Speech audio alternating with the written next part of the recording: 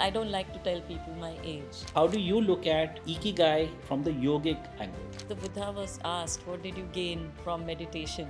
Yoga is subtractive, not additive. Probably something that most people don't do. You come to a point where these things don't give you the answer. Where did we go into this 3-meal format? I don't know who introduced it. Is a big question most midlifers have. They say you have a very set amount of breaths. What is your take on wearables? With yoga, you see the age reversal. I can't do this, I can't do that. These are limitations which we place upon ourselves. Aging is just accumulation of patterns, belief systems. The modern generation calls it FOMO. Namaste and welcome to SOHAM Saṃvāda. Today's conversation is a personal one for me. Almost 25 years ago, I walked into my first yoga class. Not looking for transformation, not looking for answers, just looking for something that felt true. The teacher was Usha Chengappa. Usha trained directly under her guru, the Himalayan master Bharat Thakur, and has taught yoga for over 2 decades, heading centers in Delhi and Mumbai, conducting retreats and workshops, and guiding thousands of people through different seasons of their lives. She is also an artist, someone who understands that presence can be expressed not only through the body and breath, but also through creativity and silence. Usha, it's a privilege to have you here today. And thank you very much for joining this Samvad. I know it's very hard to bring you on to a discussion, but thank you very much for coming and being part of this. Thank you, Ashish, and I'm so proud and happy to be here, especially with your brainchild, Soham. And also to meet you after 20 years is wonderful. To see that your student is making waves is the most happiest thing a teacher can feel. Likewise, Usha. You've been practicing and teaching yoga for more than 25 years now. What is it that yoga gave you then? And what is it that it has given to you over time? So, for me, yoga is such an intense journey. Although we may practice for 1 hour in a day, but it pervades the whole of your life. And it keeps on bringing you home to more and more of discovering who you are. Because yoga is really a whole journey. And I don't think I know what else is in store. It's an exploration, it's an adventure.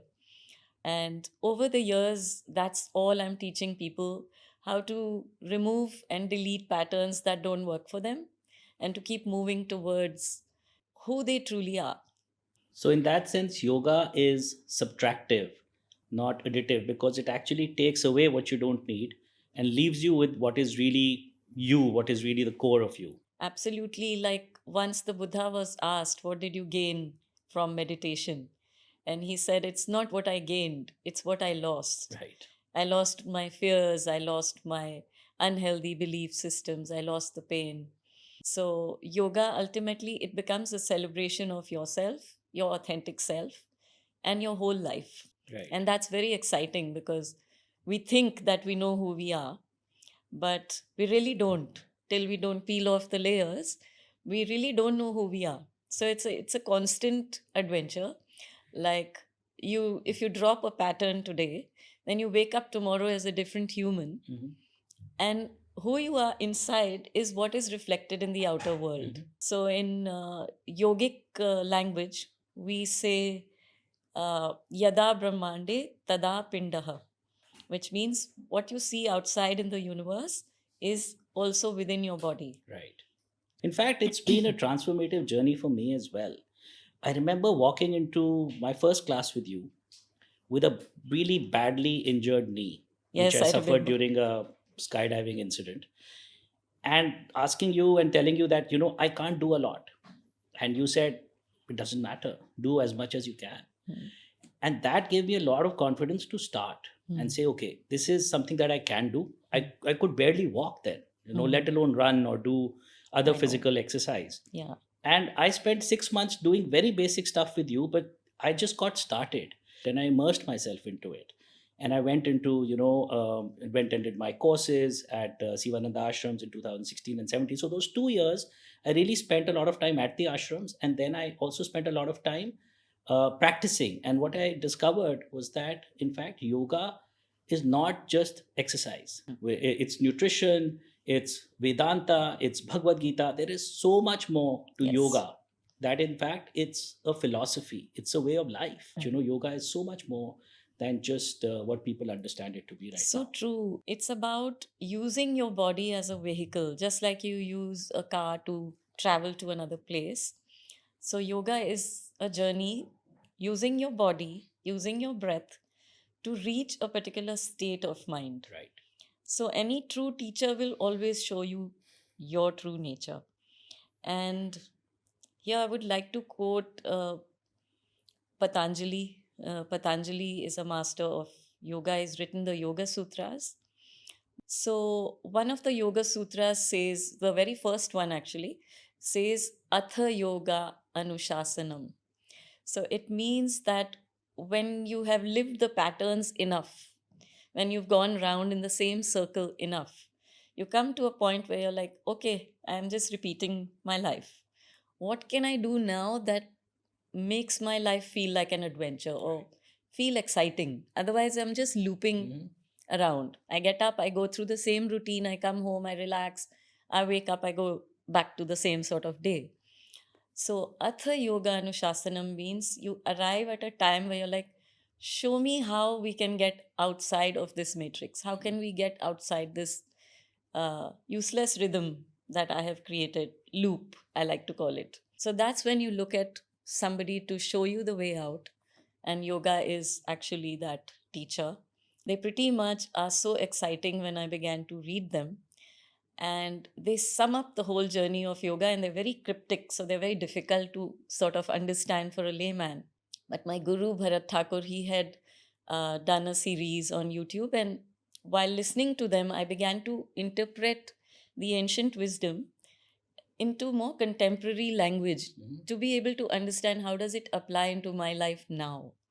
But this is what, when I was experiencing yoga very deeply in those 2 years that I described, 2016-17, I traveled almost all over the world looking Mm. at different yoga centers. I experienced hot yoga, kundalini yoga, restorative yoga, yin yoga, Mhm. uh, flow yoga, vinyasa yoga, all these forms I experienced, and they were beautiful in their own way. Correct. But what I realized was that yoga was the same. It is we who change yoga to match our own patterns, our own desires, our own way of following it. And now we have bear yoga, cat yoga, dog yoga, and god knows what all yogas. But that is not really the essence of yoga. Really, it does.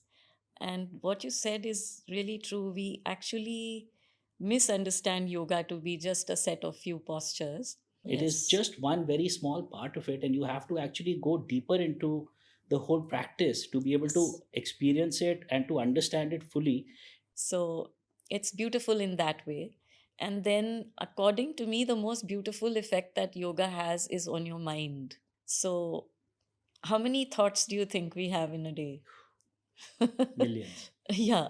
So the Harvard study said that approximately 65,000 thoughts.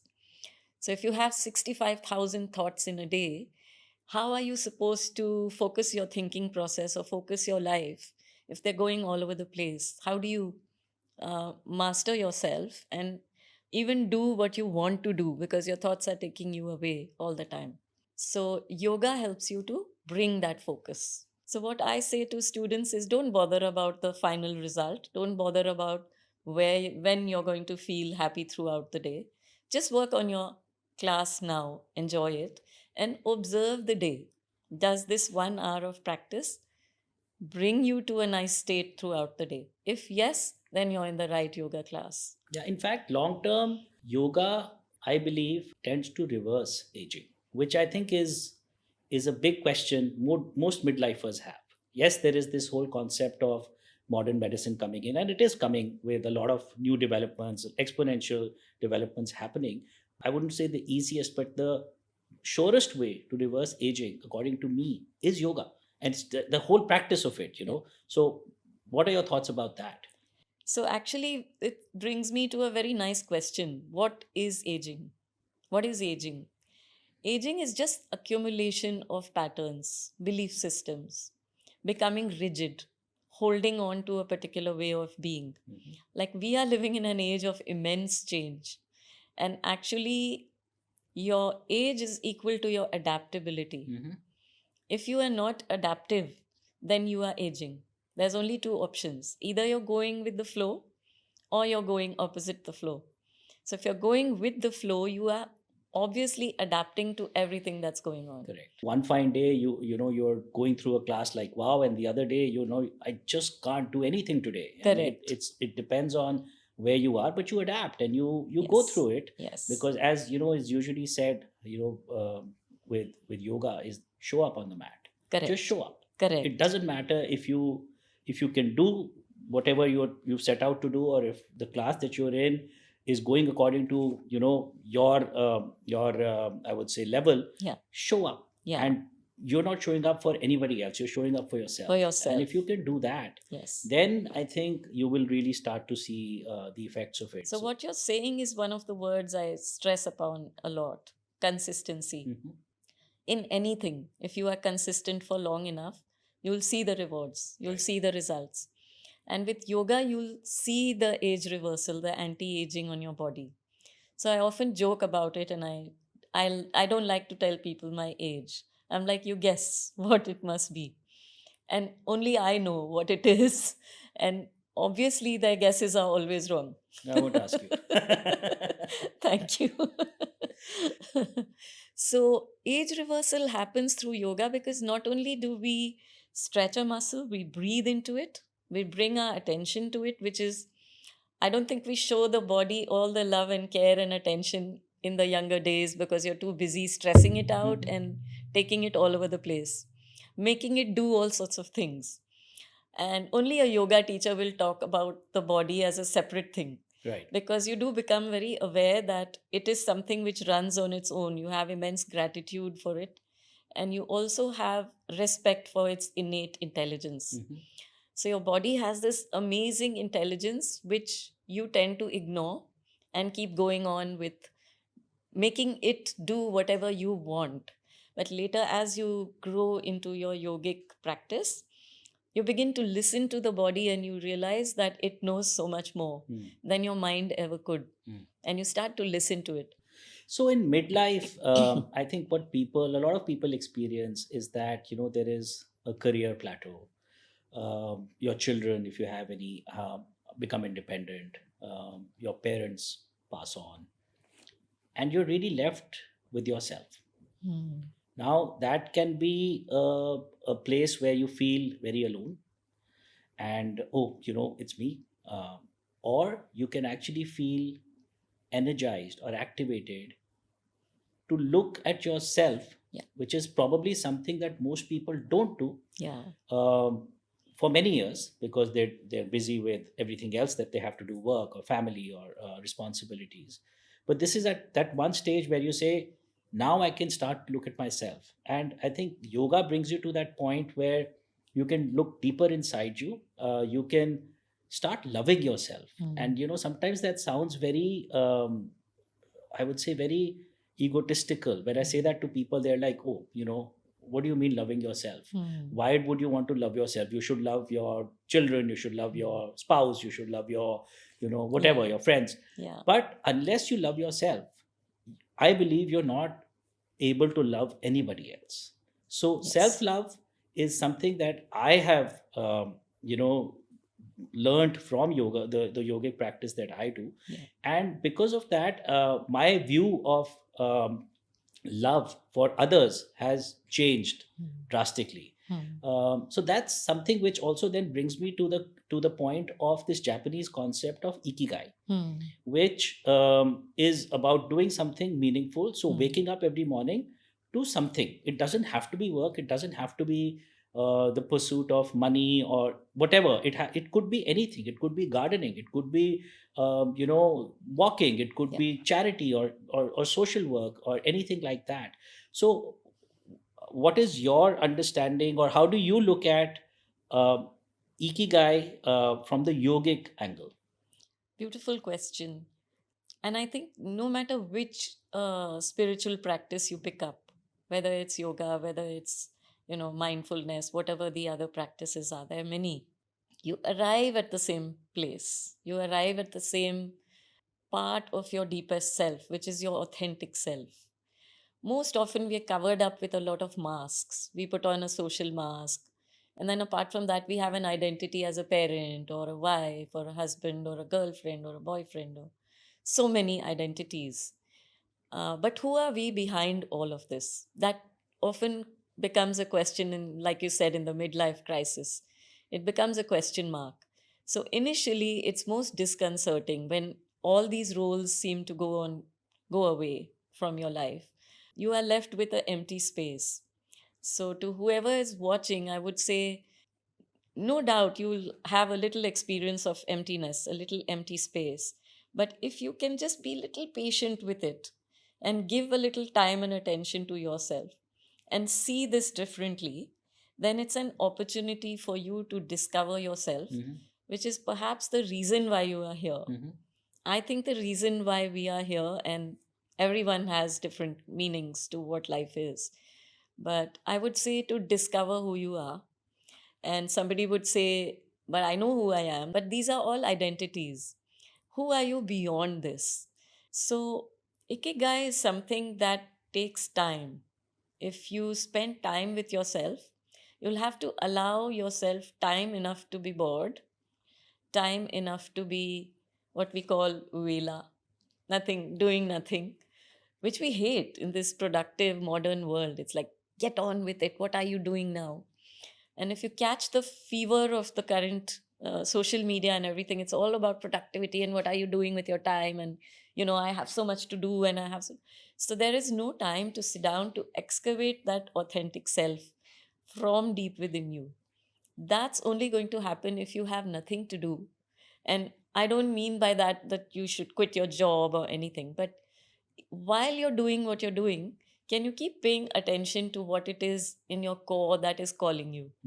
So coming back to the Yoga Sutras, I think we've discussed that before, but it just brings me back to one of the klesas, as Patanjali has stated, is Abhinivesa, which is I would say, the very instinctive and deep fear of death. And it's said to exist even in the wise, as per this particular verse.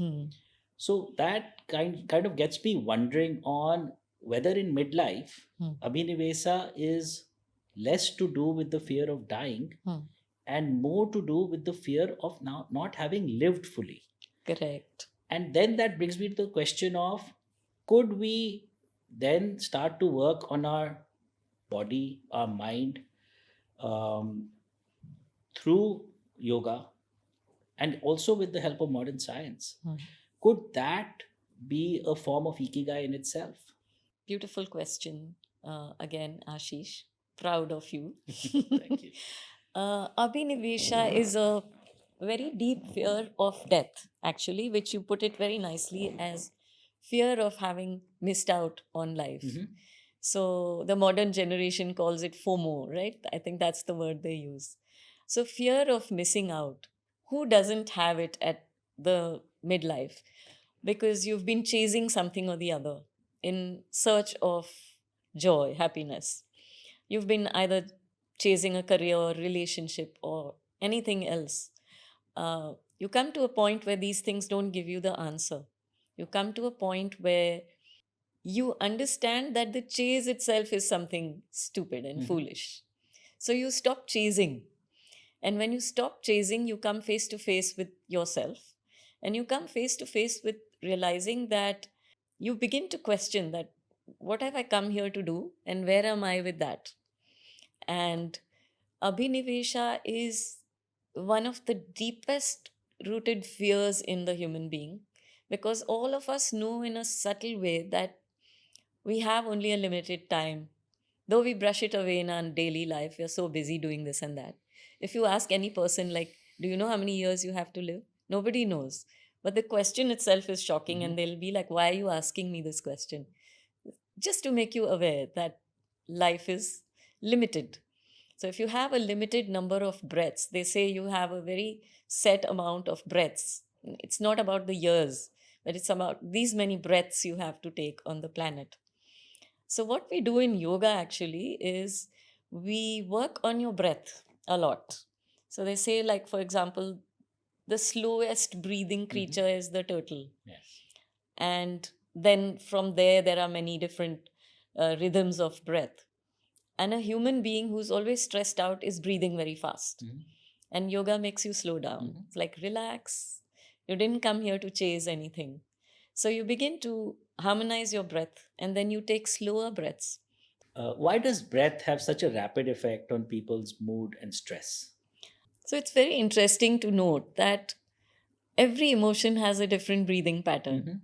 Every mood has a different breath pattern. So, what we do when we work with yoga is to bring you to the emotion and the mood that you want, which is what? Peace and joy. So, we direct your breathing process towards a breath pattern that takes you towards peace and joy. Now, if you're in stress, you're breathing very fast. Your lungs are going like this.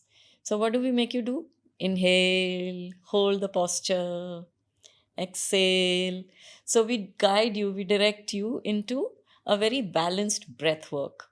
And that balanced breath work then generates not a mood but a state. So I would say that you're actually inducing your parasympathetic nervous system, Yeah, because yes. it's been said that if you can control your breath, you can control your mind. And if you Absolutely. can control your mind, you can control your body, because the body is the slave of the mind. Yes. So if you see a yoga person generally, if they are true, then you'll find them very calm and cool, which doesn't mean they don't get upset, which doesn't mean they don't get angry. It doesn't mean everything is going well.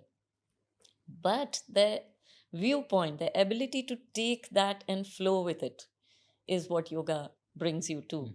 So, what happens is gradually you firstly age reverse, and secondly, you come closer and closer to what you came here to do.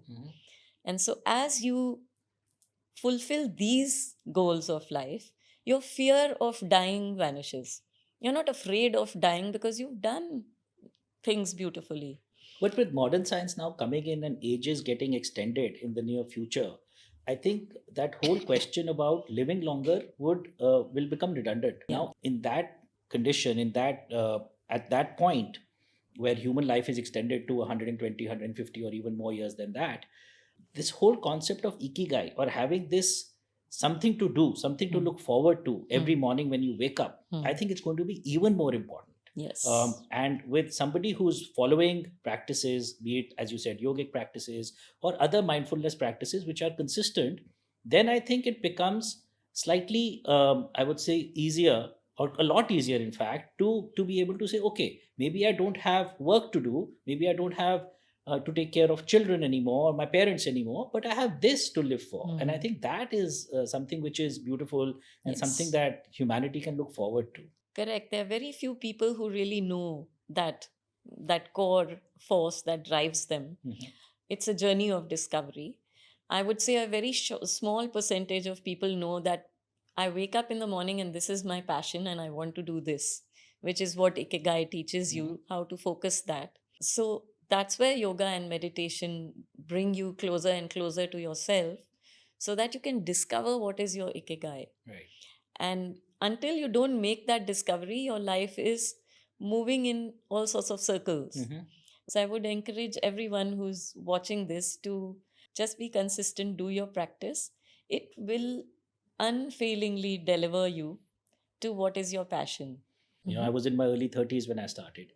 And yes, it took a long time. And, I am where I am today, which is, I'm still a learner. I'm still learning. But I think more than that, a lot of midlife people or midlifers come and they are stiff, or they have, some other health issues, etc. And they don't feel they're ready for yoga, or for at least what they understand of yoga to be the asana side or the exercise side.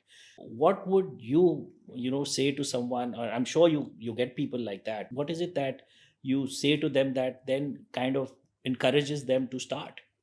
Very nice question. So, yoga is for everybody.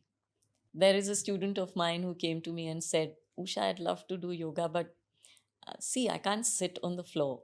I have bad knees. Both my knees don't work. So I said, just start coming to the class and do what you can do. Because there are many asanas which are standing asanas. And over a period of time, she began to sit.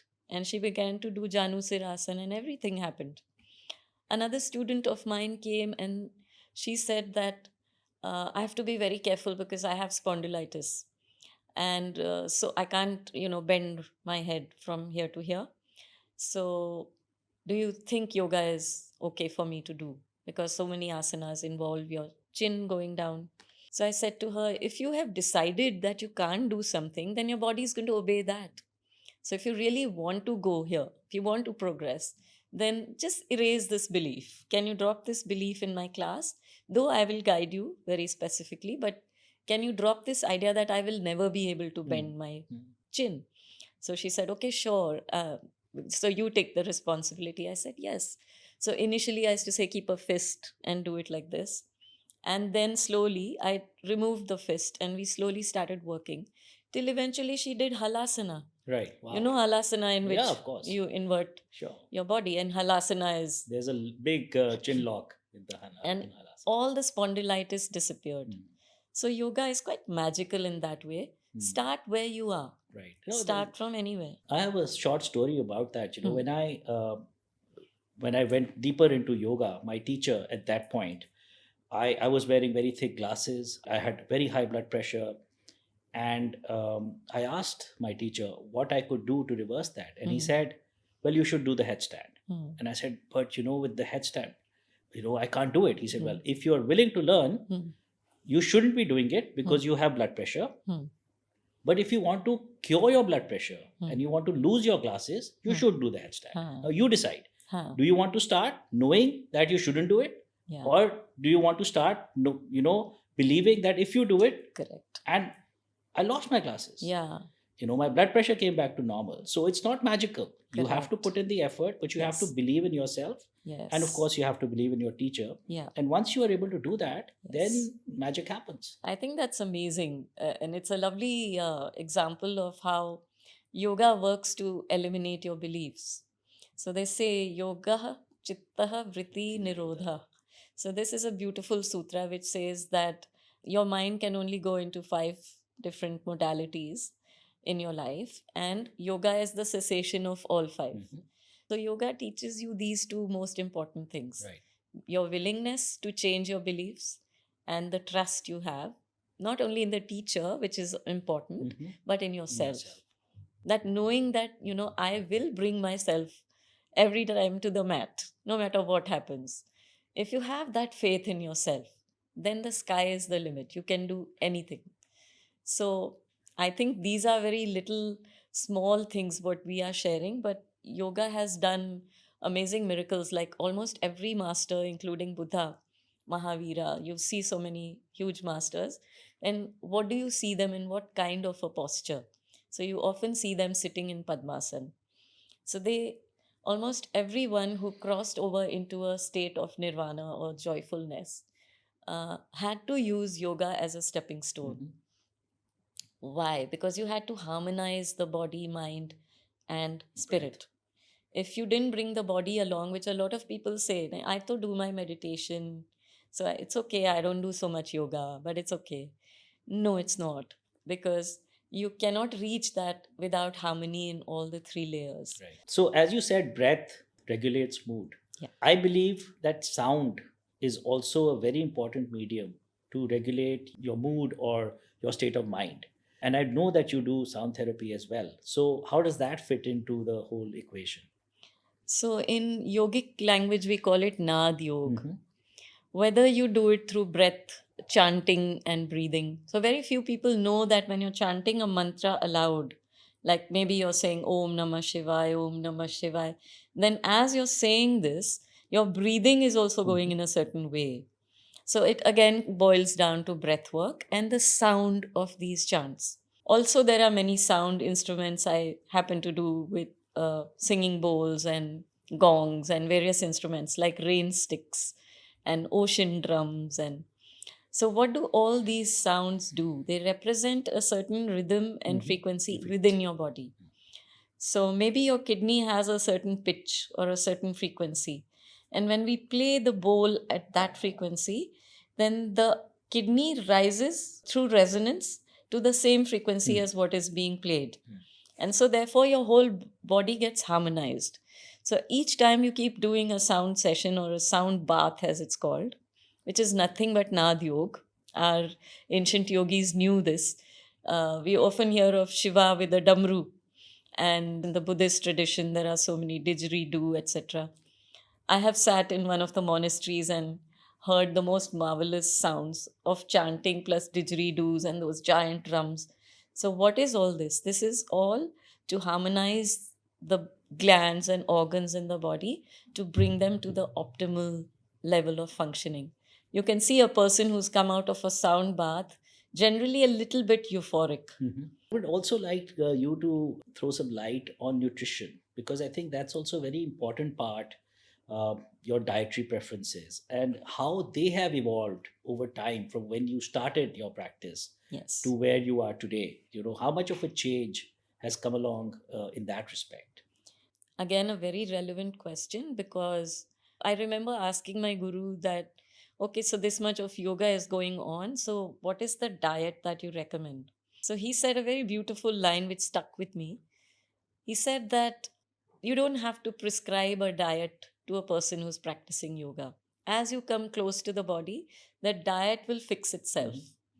So, I was very curious about this. And over the years, I found that it's automatic. Like, I Very used true. to love Very true. eating samosas, but now I can only look at them. I really can't eat it because my body says a big no. And I used to love eating pineapple pastries with that lovely amount of whipped cream. It's so delicious. Now I just can't eat it because I know it immediately generates acid in the body and I can feel the acid. But some people would call that punishment. You're punishing yourself because you're not eating what you feel like eating. Yeah. But what it did do is, whatever is good for me, that began to taste so much more delicious. So the same roti and sabzi would be just like a, okay, I would rather have a burger. But that same roti sabzi tastes so divine. And now you take the trouble to make it with so much care Right. because it's what your body is enjoying. So your body automatically tells you, I like this, I don't like this. And for example, sometimes you're invited out and you can't really dictate what you should eat, and you're eating whatever this person has sweetly offered you, and you're feeling a bit full because you've tried too many things and you've had some desserts which you didn't want to say no to. So, what happens is my body will automatically say, I don't want anything for dinner, maybe just a soup. It's not something, so people say, wow, you're so disciplined. No, I'm not. My body just said no. So, who said you have to eat 3 meals in a day? You don't have to. You should eat what your body wants. So, where did we stop listening to it and where did we go into this 3 meal format? I don't know who introduced it. Maybe you should eat 1 meal in on some days, maybe two on some days, and maybe even four on some days, depending on what you're doing that day.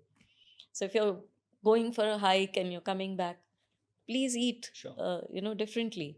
But other than that, eating seasonal foods, what is growing in that particular season is very healthy for your body. It's just common sense. Our grandmothers used to do it. Like, abhi winter hai, sarson ka saag khao, makke ki roti khao.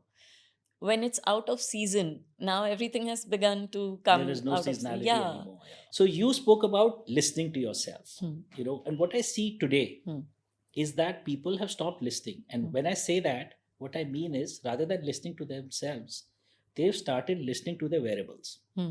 Your wearables talk to you continuously, all the time, 24/7, and you're listening and you're acting based on that. And when I see you, you're wearing a watch, but it's an analog watch that our grandmothers wore. Most people wear some kind of a digital device, which they not only wear during the day, but they shower with it, they sleep with it 24/7. Now, what is your take on wearables, and does that fit into the whole yoga equation or doesn't? Because personally for me, I've been from analog to a very fancy watch to a wearable and then back to no watch. If I wear a wearable and sleep, I don't sleep at night because I'm Correct. always looking at what is my sleep score going to be. Correct. And I wake up the next morning, and if I've woken up even for 5 minutes At night, it's a bad sleep score. It's red. And that suddenly my cortisol is going through the roof because, I'm like, wow, I had a Yes. bad night. I slept really well. I Yeah. just woke up for 5 minutes. Give me a break. Yeah. So, what is your take on that?